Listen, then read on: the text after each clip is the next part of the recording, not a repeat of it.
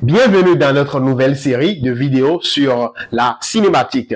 Aujourd'hui, nous allons aborder une nouvelle notion et cette notion est la notion du vecteur accélération. Donc, c'était la partie grand 5 qui parlait du vecteur. Donc, c'est la partie grand 5 maintenant. Vecteur accélération. Accélération. Et en première position, nous allons parler d'abord du vecteur accélération. Vecteur accélération. Accélération moyenne. Alors, le vecteur accélération moyenne, le vecteur accélération, le vecteur accélération, accélération moyenne est la variation du vecteur vitesse instantanée sur un intervalle de temps.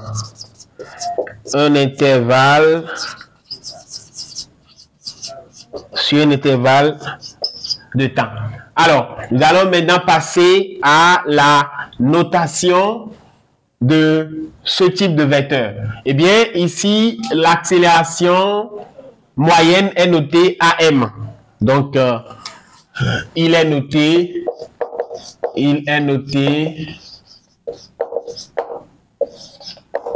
AM. Et nous allons maintenant passer à son expression. Donc, soit V1 et V2, les vecteurs, soit V1 et V2, les vecteurs vitesse, instantanée, respectivement,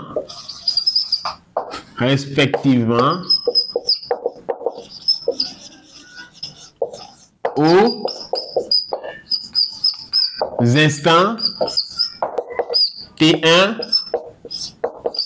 et T2. Bien, dans ce cas, on a AM qui fait le vecteur AM ici, qui fait V2 moins V1 sur T2 moins T1. Donc, voilà l'expression du vecteur accélération moyenne dans ce cas. C'est le tour maintenant du vecteur accélération instantanée. Donc, 2 vecteurs accélération instantanée. Bien, le vecteur accélération instantanée est le vecteur accélération instantanée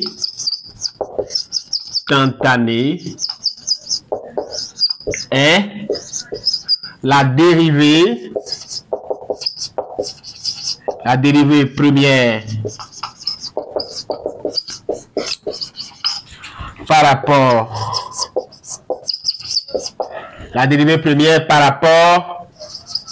au temps du vecteur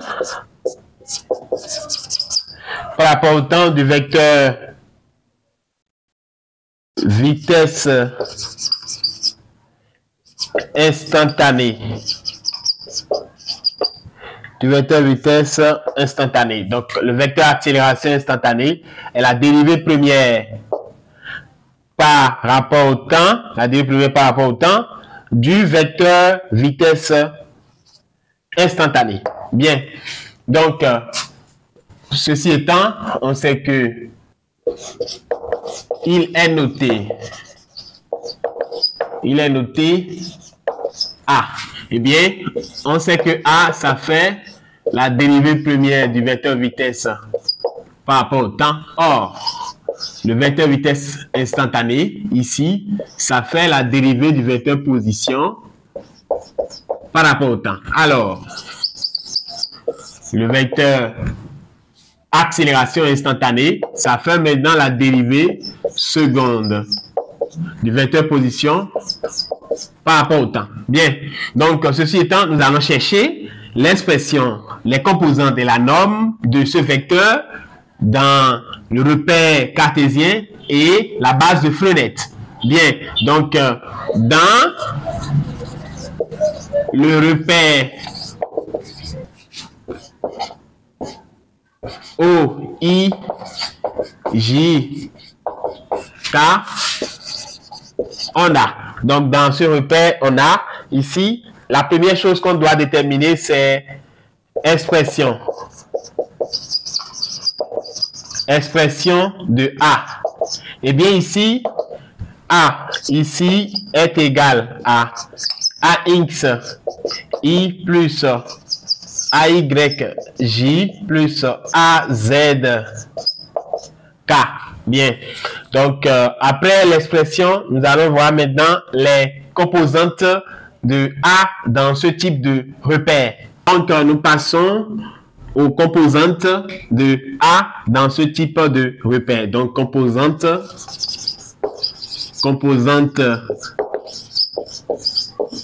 de A. Eh bien, ici, les composantes sont, nous avons AX qui fait la dérivée de Vx par rapport au temps. Donc, ça, on appelle ça encore X 2 points. AY, ça fait la dérivée de Vy par rapport au temps. Et ça, c'est Y 2 points. Et enfin, nous avons AZ ici qui fait la dérivée de Vz par rapport au temps. Et ça ici, c'est Z 2 points ici. Donc, nous passons à la norme. Eh bien, ici, la norme ici, c'est A qui fait grand racine carrée de AX carré plus AY au carré plus AZ au carré. Et A s'exprime en mètres par seconde carré. Voilà l'unité de l'accélération ici. Bien, nous allons passer maintenant à la base de Frenet. Dans la base de Frenet,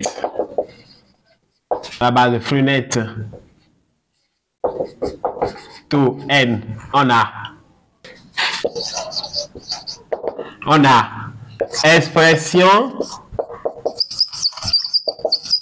expression de A.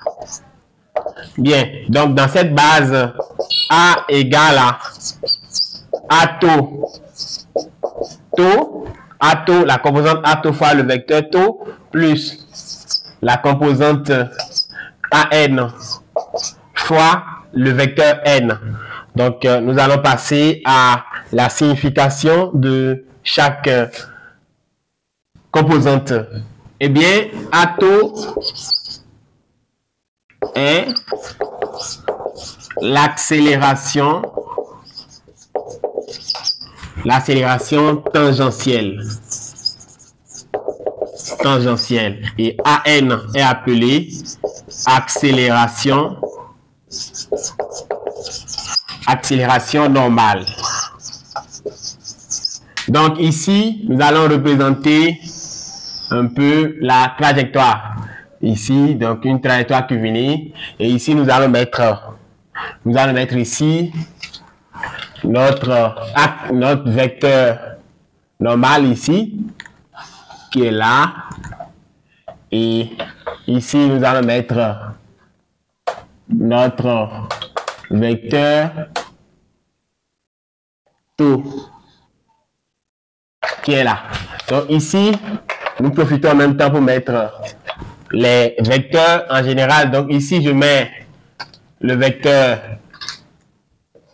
n et ici, je mets le vecteur taux. Eh bien, après ça, nous allons mettre maintenant les vecteurs accélération. Nous allons mettre les vecteurs accélération ici. Donc, je mets ici l'accélération normale, le vecteur accélération normale ici. Et là, je mets le vecteur accélération tangentielle. Eh bien, si nous faisons bien la résultante, ça doit donner ici, la résultante ici, la résultante doit donner ce qui est là ici. Voilà, donc voilà notre accélération qui se trouve ici. Donc là, ce repère, son origine, on peut mettre ici O, ici, pour son origine. Et voilà le repère ici de fenêtre. Et dans ce repère, nous avons représenté comme ça l'accélération, disons ici le vecteur accélération. Bien, donc après avoir terminé cette partie qui concerne l'expression et la représentation, nous allons aborder maintenant la partie qui concerne les composantes, l'expression des composantes. Donc, composantes de A. Dans les composantes de A, nous avons deux composantes comme on l'avait annoncé ici. Nous avons A taux qui fait la dérivée de la vitesse par rapport au temps. Et nous avons AN qui est égal au carré de la vitesse sur le rayon de courbure avec ce symbole-là, le rayon de courbure. Le rayon de courbure. Voilà, donc c'est le rayon de courbure et on détermine ça à travers les exercices. Lorsque la trajectoire sera purement circulaire, le rayon de courbure fera simplement le rayon du cercle.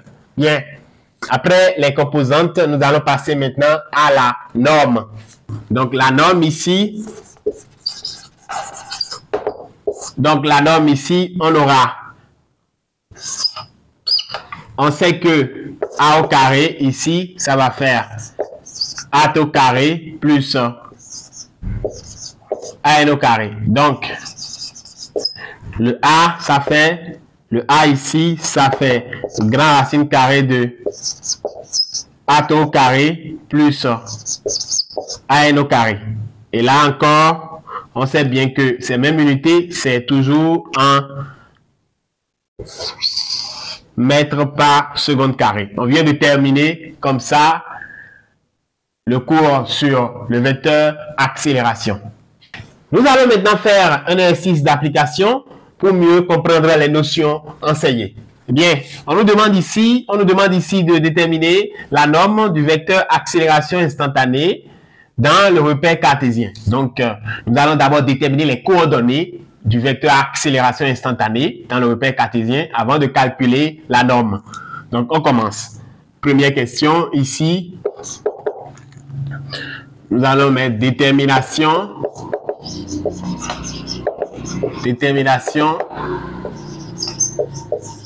de la norme du vecteur accélération instantanée. Alors, donc ici, c'est dans le repère cartésien.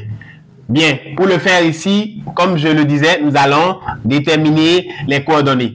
Donc, nous allons d'abord dériver le vecteur position et trouver le vecteur vitesse. Après, nous allons dériver le vecteur vitesse pour trouver le vecteur accélération. Donc, je vais d'abord trouver le vecteur vitesse instantanée. Alors, ici, nous avons Vx.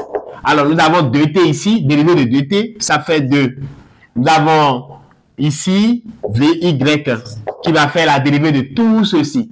Dérivée de tout cela, ça fait dérivée de 2t carré qui fait le 2 qui est en haut, on ramène ça devant, fois maintenant le 2 qui était là, fois t. Voilà comment on fait les dérivés à ce niveau. Et dérivé de moins t, ici, c'est comme si ça fait moins 1 fois t. Donc, dérivé de moins 1 fois t, ça fait directement moins 1. Donc, ça fait moins 1. Alors, finalement, ici, on aura Vx qui est égal à 2 ici, et Vy qui serait égal à 4t moins 1. Donc, ça fait 4t moins 1, le Vy ici. Eh bien, nous allons maintenant chercher le vecteur accélération instantanée. Donc, le vecteur accélération instantanée ici, ça va faire la dérivée de tout ceci. Donc, la dérivée de tout ceci. Donc, le AX, on va dériver de ici. Ça va faire dériver de Vx. Ça va dériver de 2. 2 étant une constante, ça fait ici 0. Maintenant, on va mettre ici AY. Et là, AY, ça fait dérivé de VY. Donc, nous allons d'abord dériver moins 1 qui fait 0. Dérivé de moins 1 étant une constante, ça fait 0. Et dérivé de 4t.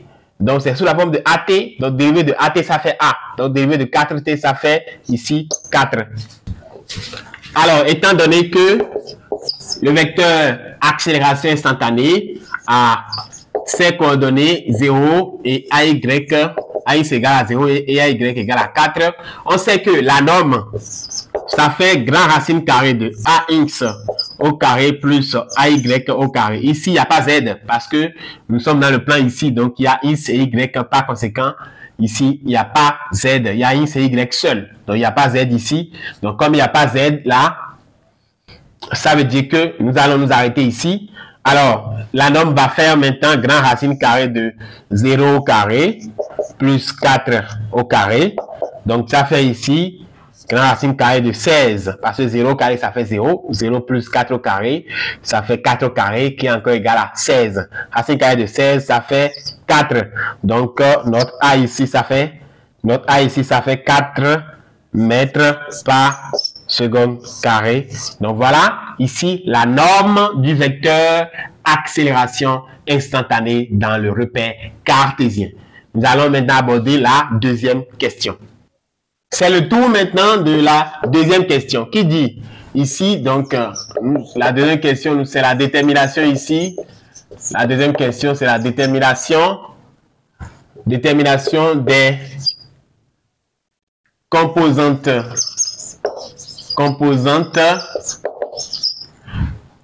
détermination des composantes du vecteur accélération instantanée. Je rappelle ici que nous sommes dans la base de Frenet.